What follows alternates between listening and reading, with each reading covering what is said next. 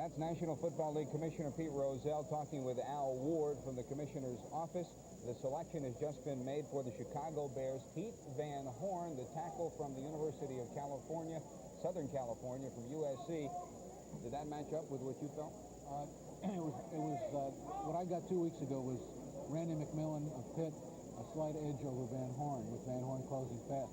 I thought they would go for McMillan to give Peyton the big back next to him. I guess they felt that putting the big tackle in front of him was just as important. We talked with George Hallis during the winter just a couple of months ago, and he said he has more or less stayed out of the football operations in recent years. But he said this year, with the offensive problems that they've had, they've ranked near the bottom of the league the last couple of years.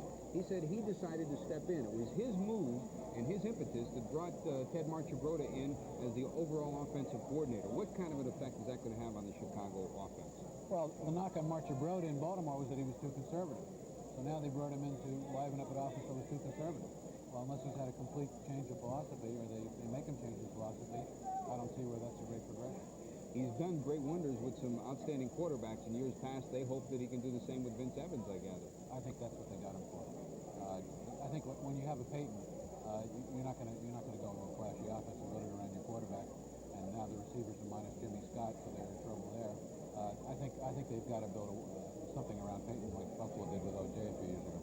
The top three running backs, we knew Rodgers and McNeil were near the top. McMillan was also ranked right there. Are you surprised McMillan hasn't gone as yet? I'm shocked that he's going to go right now.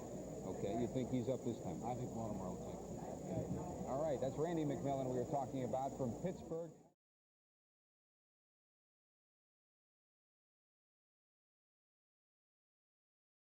San Francisco had the number 10 pick in the second round. Chicago had the number 12 pick. They swapped picks. So Chicago had the number 10 pick. San Francisco then fell 2 slots down to the number 12 pick. This in the second round. Chicago also tossed in the 5th round pick, gave that to San Francisco. So again, Chicago and San Francisco simply switched spots. San Francisco giving up its 10th slot for the 12th slot. Chicago moving up from 12 to 10. In addition, Chicago gave up a 5th round pick. Chicago with that slot took Mike Singletary. A few hundred people gathered at Oiler headquarters today to watch the 1981 NFL Draft develop, and among the more interested parties on hand were members of Mike Singletary's family. The reason you don't see the All-American out of Baylor in these shots is because he had already left the room when he wasn't selected in the first round. The Worthing High School product had been told he probably would be picked in the opening round, and while he paced outside, his mother kept watch on the proceedings. By this time, it was after 1 in the afternoon. I think Michael is a little impatient right now, but I think he's going to be all right.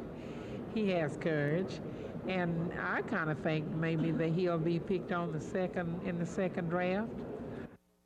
Then, only a few minutes later, the waiting was over. Singletary was picked by the Chicago Bears, the 8th player taken in the second round. You were downstairs, obviously a little anxious that you weren't picked in the first round. Tell us your feelings, what was going through your mind? A lot of things at a very short time. It really wasn't a bad feeling. Kind of make you realize a lot of things, and I felt a little funny, but I feel real good about it. It gives me something to work for. Did it matter to you at all, really, going in, who you'd be playing for? No, it didn't really matter. The team is a team, and you go to play and you go to perform, so I hope things work out. So now Mike Singletary can breathe a sigh of relief because he'll get his chance to prove himself with an NFL team. Next up for Singletary, hire an agent to help him hammer out a good contract with the Bears. Matt Musil, News Center 11 Sports.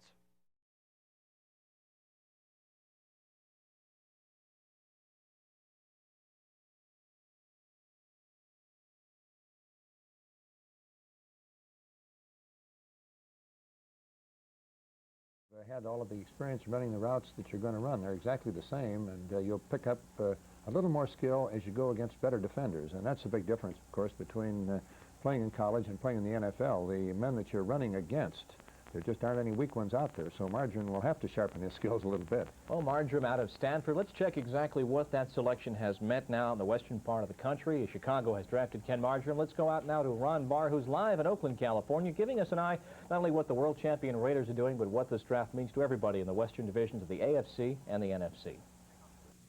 Let me tell you about Ken Margerum. I've watched him for 4 years. He's set most of the receiving records, erased Gene Washington's records, Randy Vataha's records.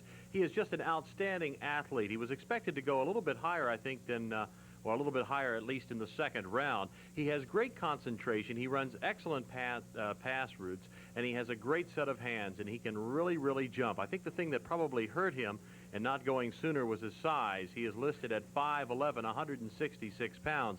But I think if there's to be a diamond in the rough of the 1981 college draft, it'll probably be Ken Margerum as he goes to the Los Angeles Rams.